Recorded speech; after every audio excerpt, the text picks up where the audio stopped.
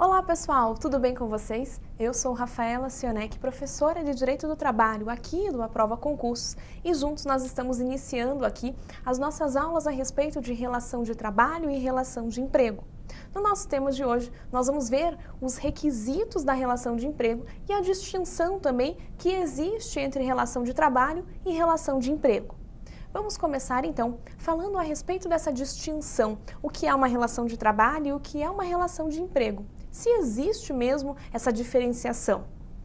Rafaela, há diferença? Há sim. E qual é a diferença? A diferença é que a relação de trabalho é o gênero, que contempla como espécie a relação de emprego.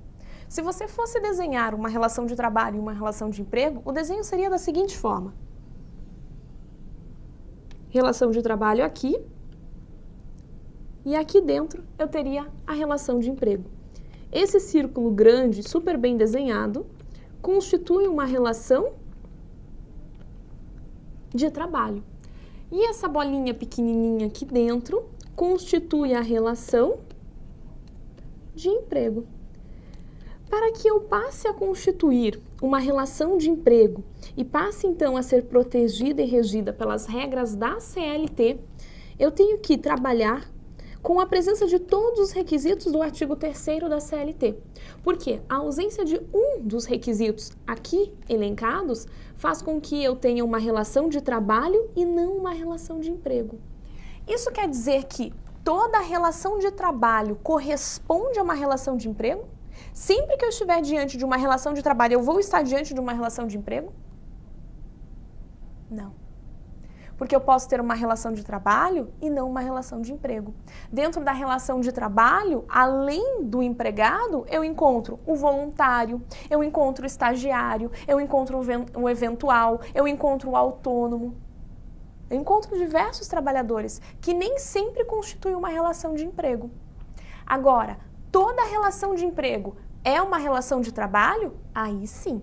Toda relação de emprego corresponde a uma relação de trabalho, mas nem toda relação de trabalho corresponde a uma relação de emprego. A partir do momento que você não verifica, por exemplo, dentro da relação de emprego o requisito da onerosidade, você tem um empregado? Não, você tem quem? Um trabalhador voluntário, aquele que presta serviço sem contraprestação, sem receber nada em troca. E aí, quando eu falo de relação de trabalho e relação de emprego, surgem para nós uma súmula e uma OJ do TST. Súmula 386 do TST e OJ 366 da SDI 1 do TST. O que trata a súmula 386 do TST? A súmula 386 diz respeito ao policial militar, que nos seus dias de folga da corporação presta serviços à empresa de segurança privada. O policial militar, que nos dias de folga da corporação vai prestar serviços à empresa de segurança privada, ele pode ter o reconhecimento do vínculo de emprego com a empresa de segurança privada? Não, Rafaela, claro que não, imagina. Imagina ele. Ele é policial militar e vai ser empregado de uma empresa de segurança privada? Isso está vedado no Estatuto da Polícia Militar. Certo. Mas se eu ajuizo uma reclamatória trabalhista com pedido de reconhecimento do vínculo de emprego entre João, que é policial militar, mas que também trabalha, a empresa de segurança privada, quer dizer que o juiz do trabalho não vai reconhecer esse vínculo? Não, não vai. É vedado no Estatuto do Policial Militar? Ah, é? Então me responde uma coisa. Qual é a competência da Justiça do Trabalho? A competência da Justiça do Trabalho é para processar e julgar as relações oriundas da relação de trabalho. Tá certo, artigo 114 da Constituição Federal, perfeito. Mas, dentro do artigo 114 da Constituição Federal, está previsto que é da competência do juiz do trabalho processar, julgar e analisar o estatuto de servidor próprio? Não, não tá. Não tem competência. A Justiça do Trabalho não tem competência para analisar o estatuto do servidor próprio. Qual é a competência da Justiça do Trabalho? Tão somente para olhar a relação estrita e restrita ao João, que é policial militar, e à empresa de segurança privada.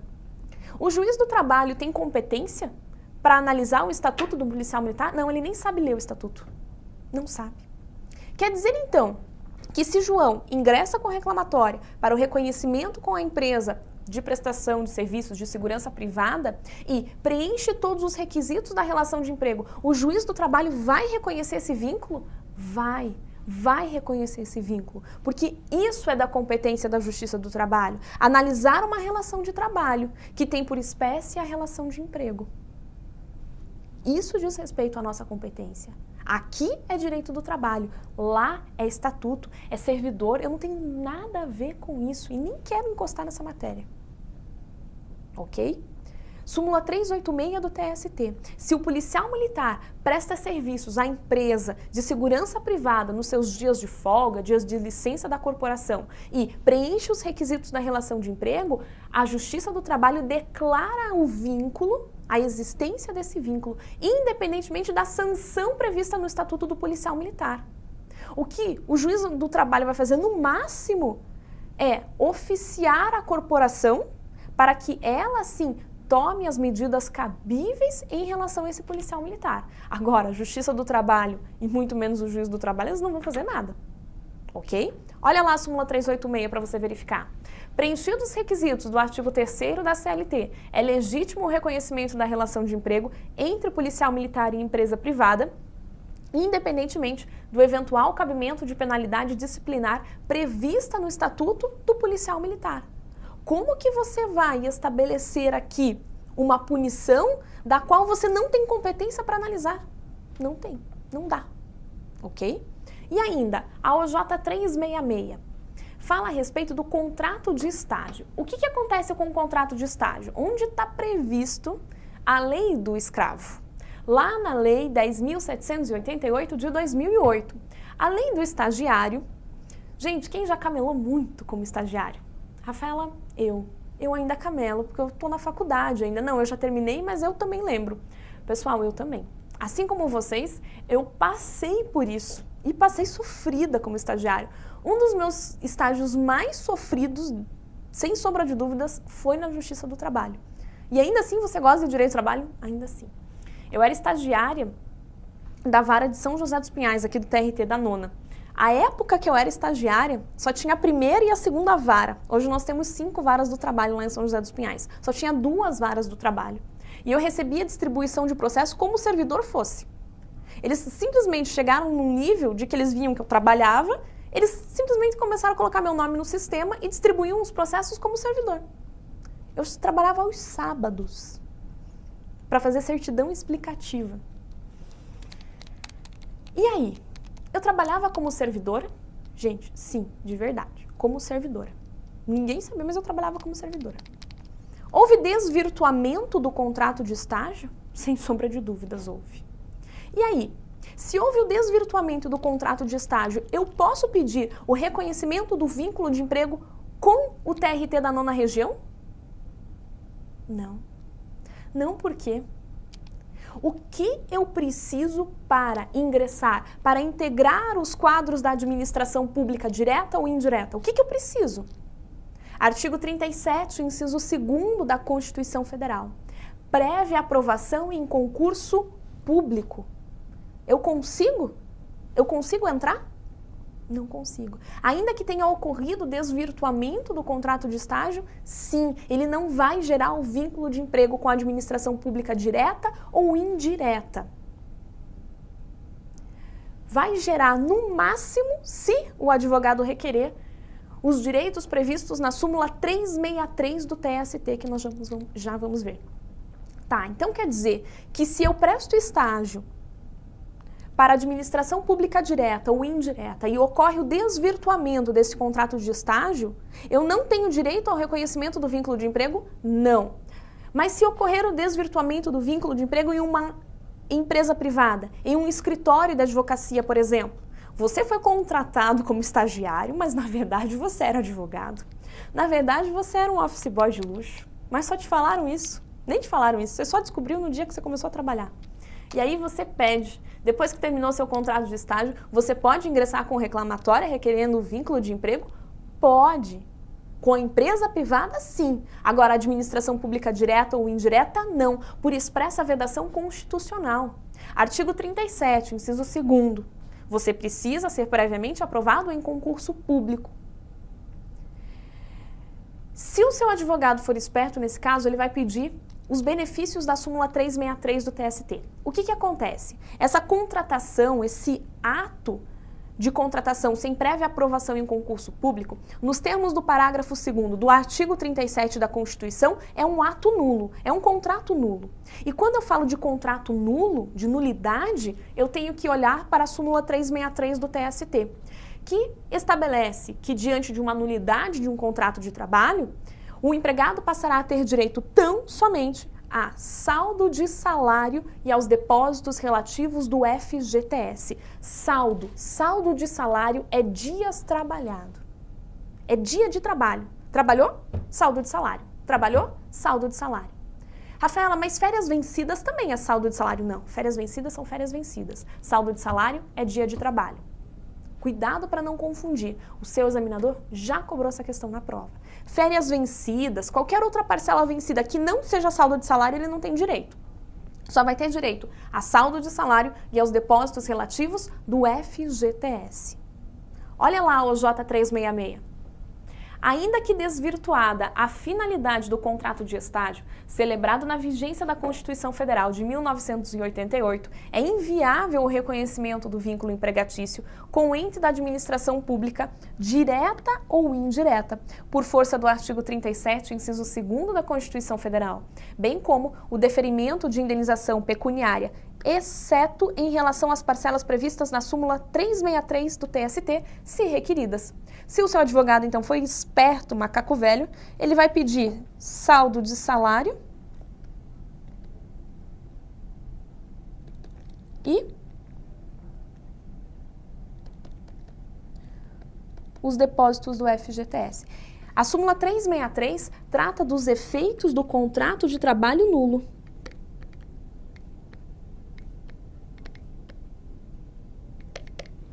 Efeitos do contrato nulo.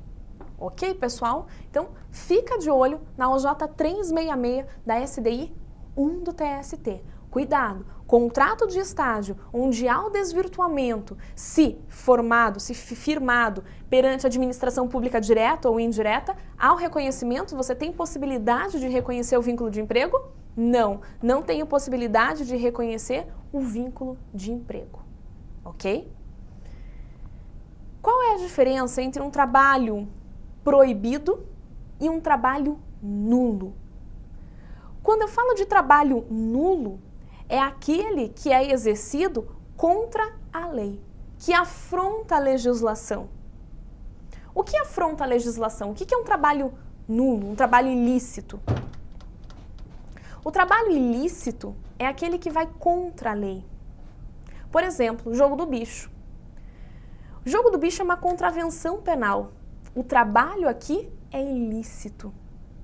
Olha lá, é o trabalho que afronta a lei penal, como o jogo do bicho, como médico em clínica de aborto clandestina. Nessa situação, o contrato será declarado como nulo, sem possibilidade do quê? Do reconhecimento do vínculo de emprego e pagamento das verbas rescisórias. O J 199 da SDI 1 do TST, que trata sobre o apontador do jogo do bicho. O apontador do jogo do bicho pode ter o reconhecimento do vínculo de emprego com o bicheiro? Carlinhos Cachoeira, você imagina o Carlinhos Cachoeira reconhecendo o vínculo de emprego de toda aquela renca que trabalha com ele? Pode? Não pode. Não pode por quê? Porque o objeto do contrato de trabalho é ilícito. Toda aquela galera que trabalha com ele, de fato, trabalha como se empregado fosse. Mas eles trabalham numa situação que é considerada como uma contravenção penal. O trabalho aqui é proibido e impede o reconhecimento do vínculo de emprego. E agora, o que é o trabalho proibido? O trabalho proibido é quando o empregado trabalha em condições que prejudiquem a sua saúde. Por exemplo, menor de 18 anos não pode trabalhar por força da Constituição Federal. Artigo 7º, inciso 33, não pode trabalhar onde? Em local insalubre, em local perigoso e em horário noturno. É proibido aos menores de 18 anos. Olha lá. O trabalho proibido é aquele exercido em condições que agridem a saúde e a segurança do trabalhador, que não observem as normas trabalhistas. Embora seja proibido, ele irá gerar reflexos na esfera trabalhista. Um exemplo, policial militar, súmula 386 que nós vimos. Tá, e o trabalho do menor, se ele trabalhar em horário noturno, também gera direito a ele à percepção das horas do adicional noturno? Claro que sim. Ele gera efeitos. Olha a diferença de um trabalho proibido para um trabalho ilícito. Quando eu falo de um trabalho ilícito, eu estou falando do Carlinhos Cachoeira. Posso reconhecer o vínculo de emprego? Não. Não por quê? Porque há algo ilícito, a lei me impede. Aquilo não é legal. O jogo do bicho é contravenção penal, não é crime, é contravenção penal. Posso reconhecer? Não posso. E o trabalho proibido? Olha, a lei diz que você não pode trabalhar naquelas condições, mas você, se trabalhar, vai ter prejuízo na esfera trabalhista? Não. Você vai obter os benefícios na esfera trabalhista daquele trabalho proibido realizado, ok? Tá. Eu já entendi que relação de trabalho é o gênero que tem como espécie a relação de emprego e de todas as consequências que isso pode gerar. Mas agora, quais são os requisitos dessa relação de emprego? O que você precisa para constatar, para constituir uma relação de emprego? Bom, em primeiro lugar, você precisa de um empregado. O empregado é sempre pessoa física. Esse trabalhador, para que ele labore na condição de empregado, ele precisa preencher todos os requisitos do artigo 3º da CLT. Se falta um requisito, ele deixa de ser empregado. Rafaela, mas um único requisito? Sim. Um único requisito, ele deixa de trabalhar na condição de empregado. Quais são os requisitos, então, do artigo 3º da CLT que constituem a relação de emprego? Eu preciso prestar os serviços com pessoalidade, com habitualidade, com onerosidade e com subordinação. Eu preciso desses 4 requisitos dentro da relação de emprego, concomitantemente. Aí sim você tem uma relação de emprego e aí sim este empregado passa a ser submetido às regras da CLT. Primeiro requisito, pessoalidade. O que é a pessoalidade?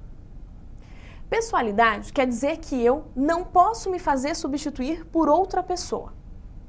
Sabe aquele dia que você acordou e o teu primeiro passo foi o teu dedinho no rodapé? Você pode esperar que o teu dia vai ser ladeira abaixo igual. Volta para a cama que é melhor e acorda no dia seguinte. Se você trabalha na condição de empregado, aconteceu isso com você, você pode ligar para o seu amigo e falar assim, ó, quebra o galho, porque se eu levantar e der mais um passo, eu não sei o que pode me acontecer, vai lá no meu lugar. Quando você tem uma relação de emprego, você pode fazer isso? Você pode mandar alguém no seu lugar? Não. Você não pode se fazer substituir por outra pessoa. Porque eu, Rafaela Sionek, que fui contratada para prestar aqueles serviços. O empregado, ele é infungível dentro da relação de emprego. E mais ainda, o empregado é sempre, para todo sempre, pessoa física. Não existe empregado pessoa jurídica. Empregado é sempre pessoa física. Primeiro requisito, então, de pessoalidade. Segundo requisito é o requisito da habitualidade. O que diz respeito à habitualidade? Quer dizer que eu tenho uma certa regularidade na prestação dos meus serviços. Eu presto os meus serviços com não eventualidade. Ou ainda, pode aparecer na nossa prova uma denominação que se refira à habitualidade ou não eventualidade, que é a continuidade. Só que toma cuidado, que a continuidade nós utilizamos para caracterizar o trabalho no âmbito doméstico. Porém, pode ser que o seu examinador cobre a denominação continuidade para se referir à situação de habitualidade ou não eventualidade, como já ocorreu. E aí, se esta for a única alternativa que contemple pessoalidade, habitualidade, onerosidade e subordinação, e no lugar da habitualidade esteja a continuidade, você vai marcar a alternativa como correta, ok? Mas, Rafaela, como que eu vou saber diferenciar a habitualidade da eventualidade? daquele empregado que é eventual, daquele empregado que aparece de vez em quando só, aquele empregado que trabalha fazendo bicos, aquele trabalhador que faz bico, na verdade. Fica tranquilo que o nosso examinador, em primeiro lugar, em direito do trabalho, ele é conservador. Vocês já viram questões de direito do trabalho serem anuladas nas nossas provas? Não existe. O nosso examinador trilha um caminho seguro. Ele não inventa, ele não inova, ele não cobra questões controvertidas. Ele só cobra o que está pacificado. E ele não vai te dar a chance de anular uma questão sobre requisitos da relação de emprego. Em primeiro lugar, porque ele já deu a questão. Imagina, você deparar na sua prova uma questão, quais são os requisitos da relação de emprego? Dá até uma piscadinha para o fiscal na hora da prova. Olha só, a habitualidade vai aparecer para nós de forma robusta, clara, evidente aos nossos olhos. Você vai conseguir perceber ali. Ele vai falar, o empregado prestava serviços 3 vezes na semana há 2 anos. Tem habitualidade aqui? Claro que tem, está mais do que evidente a habitualidade. Ok? E o terceiro requisito, então, além da pessoalidade, da habitualidade, é a onerosidade. A relação de emprego é uma relação de custo. É uma relação que custa para o empregador e custa caro hoje manter um empregado. É uma relação que pressupõe uma contraprestação. Quando eu presto serviços ao meu empregador, diz, o que você espera? O que você espera disso? Você espera a sua remuneração. Rafaela, é igual eu no estágio. Eu espero... Não, você não tem salário no estágio, você tem bolsa auxílio no estágio. Fica bem calminho aí. Quando você trabalha empregado, o que você espera? A sua remuneração. Por quê? Porque a relação de emprego é uma relação onerosa, ok? E o último requisito é o requisito da subordinação. Dentro da relação de emprego, você tem uma subordinação.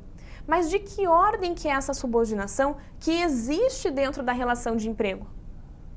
É uma subordinação jurídica.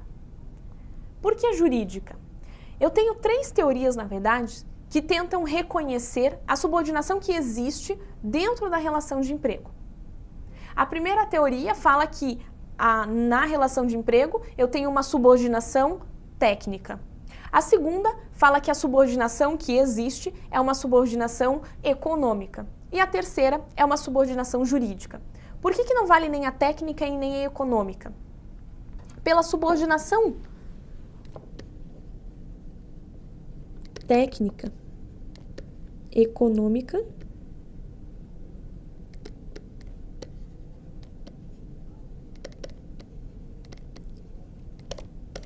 e jurídica.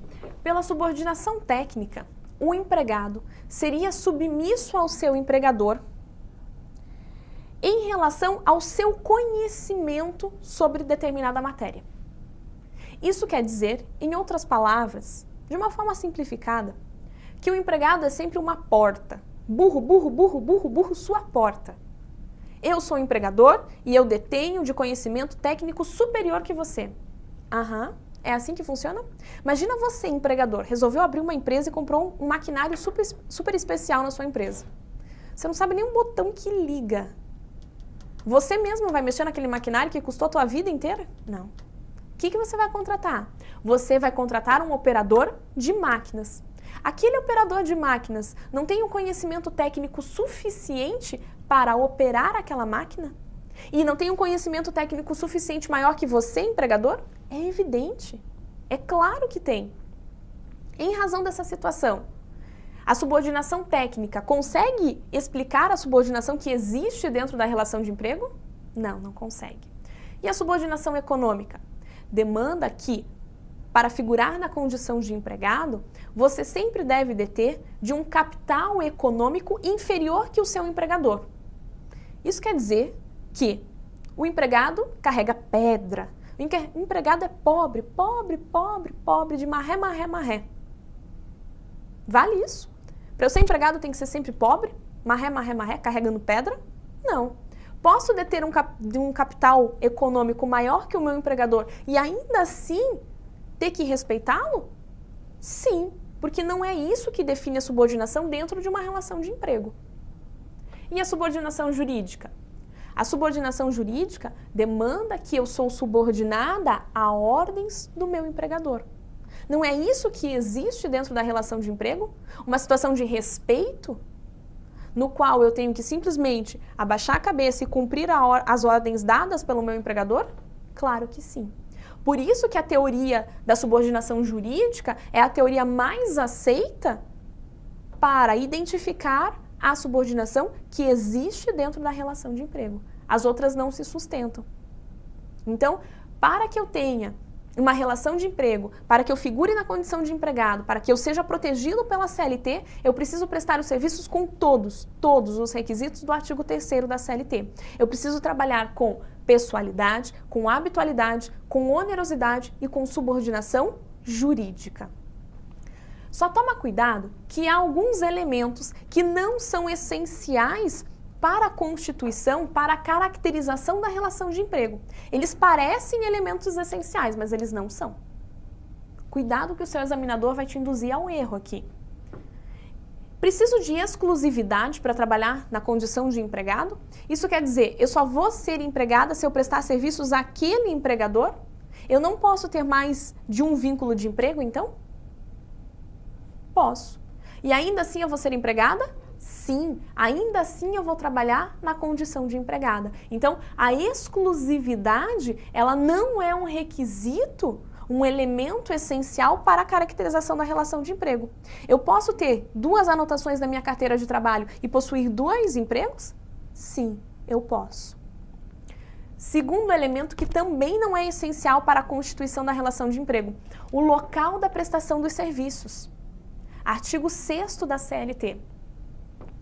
O artigo 6º caput estabelece que não se distingue o trabalho prestado na sede da empresa, no domicílio do empregado ou à distância. Por quê? Não tem diferença se eu trabalho em casa, se eu trabalho na sede da empresa ou se eu trabalho à distância? Ainda assim eu vou ser considerada empregada? Sim, se presentes os requisitos da relação de emprego, há relação de emprego. Há proteção pela CLT. E é isso que a CLT se preocupa. Ela não está preocupada se você está na sede da empresa trabalhando ou se você está em casa, no seu sofá, trabalhando no computador. Desde que estejam presentes os requisitos da relação de emprego. Esta é a preocupação da CLT. Peraí, tem requisito da relação de emprego? Tem requisito da relação de emprego. Tem tudo aqui? Tem tudo aqui. Tem uma relação de emprego? Ainda que ela se dê à distância? Sim. Ainda que ela se dê no domicílio do empregado? Sim. Ainda que ela se dê na sede da empresa? Sim. Tá. Mas como eu vou caracterizar a subordinação nessa relação? Num trabalho realizado à distância ou num trabalho realizado no domicílio do empregado? Cadê as ordens? Onde estão? Quer ver? Sabe aquele e-mail da empresa? Sabe aquele telefone da empresa que você ganha? Sabe o tablet da empresa? Sabe o aplicativo da empresa que você tem que ficar batendo ponto, registrando ali? Isso para a CLT é denominado como meios telemáticos e informatizados. E o parágrafo único do artigo 6º estabeleceu que os meios telemáticos e informatizados equiparam-se aos meios pessoais de comando para fins de reconhecimento da subordinação jurídica. Isso quer dizer que o fato de eu ser controlada pelo celular, pelo e-mail, pelo tablet, pelo aplicativo, é como se eu estivesse recebendo ordens vis-a-vis, olho no olho do meu empregador. Tenho subordinação? Tenho a subordinação. Vem comigo aqui, artigo 6º e seu parágrafo único. Olha lá.